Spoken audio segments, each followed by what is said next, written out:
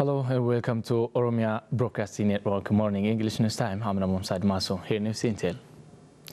First Lady Zinashta Yacho has called for concerted effort to invest on education sector, claiming that the best investment that can ever be made is investing on human mind. The First Lady has laid a cornerstone for the modern secondary school to be built in Libel Chukala district of the Eastern Shore zone of the Oromia.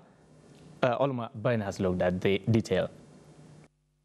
First Lady Zinashta Yacho has put cornerstone to build a standardized school in Liban Chukala district of East Shore zone. It was said that the construction of the school will be done with a cost of 20 million birr. It is also expected that it will minimize challenges related to shortage of secondary schools in the district. First Lady Zinashta Yacho said the education development is the most important development that they have been working on, giving a special focus. ለእናንተ ነው የምንሰራው ለየናንተ ነው ከናንተም አልፎ ወደ ልጅ የሚተላለፍ ነገር ነው የሚሰራው This school is yours. We built it for you. It is even your children's school. So it is expected to be inherited to the next generation. We have been working to fill gaps that have been seen in our communities. Therefore, the community is expected to support this, she said. Head of the Oromia Education Bureau, Dr. Tola Bariso, also said education is basic for human beings. He also thanked First Lady for her office's dedication and willingness to invest in education sector. This school will be a standardized school. It will have technology facilities, library and sport fields, so it will be more modernized school. Dr. Tola noted that their follow-up to the project will continue till it is completion. Manni barumsaa kun ijaaramee gaafa xumurame biiroon barnoota Oromiyaa kitaaba. I like to assure you that the Oromia Education Bureau is ready to do all that is expected from it, including assigning teachers and facilitating all the necessary tools. Head of the Guddina Tumsa Foundation, Lensa Guddina, also said that they will work in collaboration with the surrounding community to start the learning and teaching process in short period of time. We have already planned to work with the First Lady's office. The people of this area are also ready to support us for the success of this construction with all that they have. Some students of the area have also expressed their happiness that the newly constructed school will minimize challenges facing them, especially in terms of distance. There are many families who cannot afford to teach their children at distant schools, so they can easily teach their children here. Awash Bank and Awash Insurance Company have donated 20 million birr to rehabilitate displaced citizens from the Oromia and Benishangul Gumuz regional states bordering areas. President of the Oromia regional state, Lamma Magarsa, thanked the donors and called on all citizens to develop culture of supporting each other during such situations. Fikadu Brahanu has more. Awash Bank and Awash Insurance Company have donated money for displaced citizens from their home due to conflict occurred on the border of Oromia and Benishangul Gumuz regional states. Awash Bank has donated 15 million birr and Awash Insurance Company has donated 5 million birr. President of the Oromia regional state, Lamma Magarsa, thanked the donators and said such donators are guarantees for people of the country. Lamumman, sabumman, gafa, gari, waliin dhaadachuutuun ta'in gaafa rakkina wal bira dhaabbachuudha. Citizenship is not only reflected on good days, it should also be reflected through helping each other on bad days. If we do so, we can express our Oromuma in the right way. It is also our obligation. Lamma adds that huge resource is needed to rehabilitate the displaced citizens, adding that the donators and the public should continue their support to fully rehabilitate the citizens. They have lost all of their properties, so they need great support from the government and their fellow citizens. He notes that every person should play his part to solve the problem from its grassroots. Only helping each other with money is not solution. We should focus on stopping the displacement. Unless we do so, it will continue year after year. So Oromo scholars and elders should work on it to give the right solution. Chairperson of Awash Bank Board, Tabor Wami, for his part underscored that besides the support, they are ready to share their academic experiences to overcome the problem. Still now, our nation is facing different problems. So, for the future, we are ready to work with the government in order to solve the problem from its grassroots level. Chairperson of Awash Insurance Company Board, Wali Gurmu, said their wealth is public and are ready to share what they have for the public. We are managing the wealth of nation and country. There is no wealth which cannot serve our public. Coordinator of Rehabilitation Committee for Displaced Citizens of West Oromia, Girma Amante, knows that they are working to return recently displaced citizens to their home and called upon donors and the public to continue their support. Vice Mayor of the Finfinne City, Takala Uma, said the city administration will never displace any farmer from its land. Discussion has been held on ways of rehabilitating farmers displaced from their land by the city administration. Ulma Bainas more. Finfinne City Administration has discussed with farmers displaced from the surrounding of the city due to investment. The discussion was mainly focused on how to rehabilitate the displaced farmers. The farmers said that they were displaced by the name of investment from their lands and faced many challenges. They have also said that they have been settling on land that has no fertility.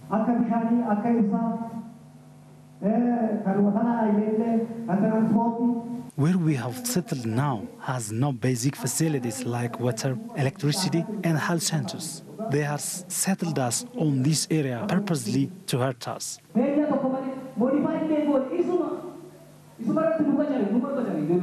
We haven't got even fair compensation of our lands. They did what they want to do, but we are left without anything. We've been asking all concerned bodies, but still there is no response. We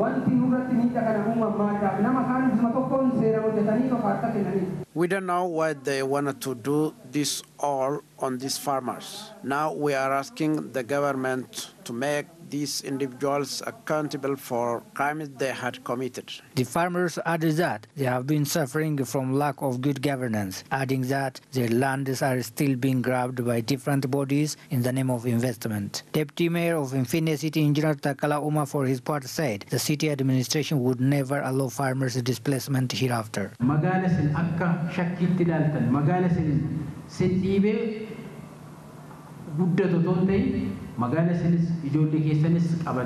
This city shouldn't push you out, rather you should be part of it and be developed with it. It is your city, therefore hereafter Finfinne City's development will include you. Engineer Takala noted that Finfinne City administration would work to modernize farming style of farmers of the city. We have been organizing an institution that works with farmers to enhance their productivity in the city. Therefore, you have to work hard to be benefited both from your lands and the city. Farmers and the youth in Ada district of East Shah Zone who are engaged in multiplying selected chickpea seeds are expecting better yields this year. Bishoftu Research Center said it is working to distribute the seeds to farmers. Mukhtar Hajjad, the story. Youth organized under micro and small enterprises in Ada district of East Shah Zone have been massively cultivating chickpeas after its selected seed has launched by Bishoftu Agricultural Research Center. Previously, this land was under control of legal land grabber. President of the Oromia Regional State, Lamma Magarsa, has announced 89 hectares of land to be given to us since 2016-17 for better cultivation that we have been engaged in. Bishoftu Agricultural Research Center is supporting and supervising us by supplying selected seeds to the organized youth. Farmers who are organized under micro and small enterprises on agriculture have also witnessed that using selected seed and practicing modern agricultural method is crucial. Using selected seeds and following modernity in agriculture is very crucial in solving problems related to families' business. Some researchers in Bishoftu Agricultural Research Center said the center is working to supply selected seeds of different crops to the farmers. After the research center has distributed selected seeds to farmers, some farmers are harvesting 22 quintals of chickpeas from a hectare of land. According to OBN's Akalu Bekele, the farmers in the district have been harvesting up to 45 quintals chickpeas per hectare. Director General of the Bishoftu Agriculture Center, Dr. Solomon Chanalo, said the center will intensively work to increase the chickpeas production beyond the local consumptions and export the product to international market. Our research work will continue to control different herb and pesticides that affect chickpeas and other crops.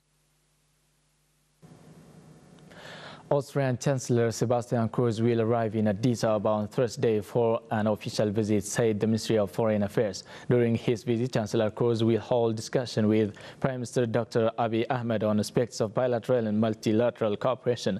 The Ethiopian Premier met with Chancellor Kurz at the end of October 2018 on the margins of the G20 Investment Summit held in Berlin, Germany. On the occasion, the two leaders agreed to strengthen the ties between Ethiopia and Austria. FBC reported.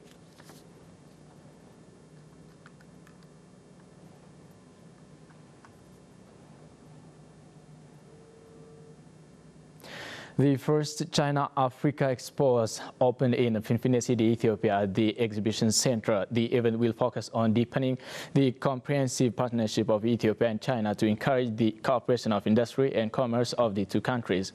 In his opening remark, Engineer Malaku Ezezo, president of the Ethiopian Chamber of Commerce and Sectoral Associations, said Ethiopia and China have strong business and investment relations. The event will have a significant contribution in attracting new companies to Ethiopia, creating business network and promoting technology transfer. Head of China Council for the Promotion of International Trade said the event is a demonstration of the strong cooperation existed between China and Africa. The expo attracted more than 46 Chinese companies engaged in the manufacturing of building materials, engineering, logistics, machinery, energy equipment, agriculture and food processing products, environmental protection, trucks and auto parts, hotel management and household materials.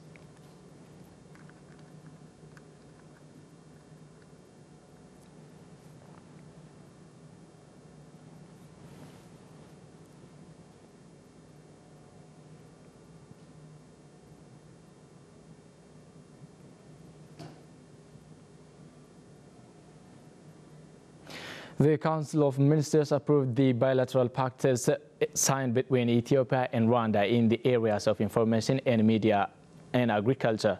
It also approved the soft loan agreement signed with the International Development Association for the execution of Ethiopia's Economic Opportunity Program. The loan would help the government to achieve its goal of developing more industrial parks and creating jobs, it was noted. The Council referred the draft bill to the House of People's Representatives to final approval.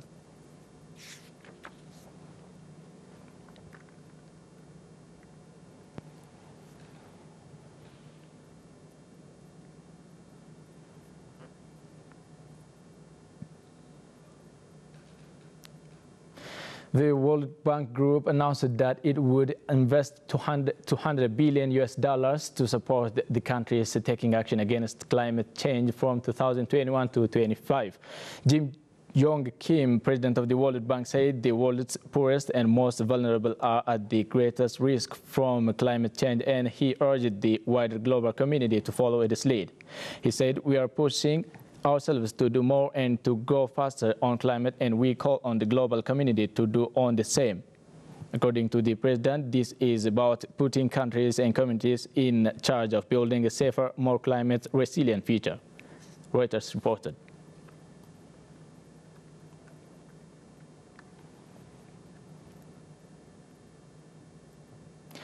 Arbormont University has graduated 76 medical doctors. From 76 medical doctors the university has graduated, 18 are females. The female graduates have promised to contribute their part in reducing maternal death and child mortality rate in Ethiopia. Some of the graduating female doctors appreciated the decision the leadership of Dr. Abiy Ahmed has made to equally represent female and male ministers for the first time in the history of Ethiopia.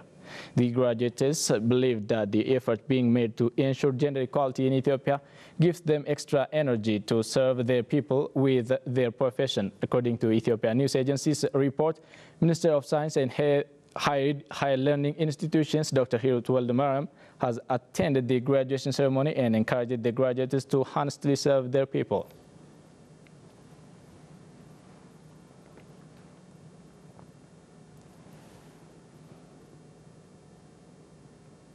That's all about our English Morning News edition. Thank you for watching. Goodbye.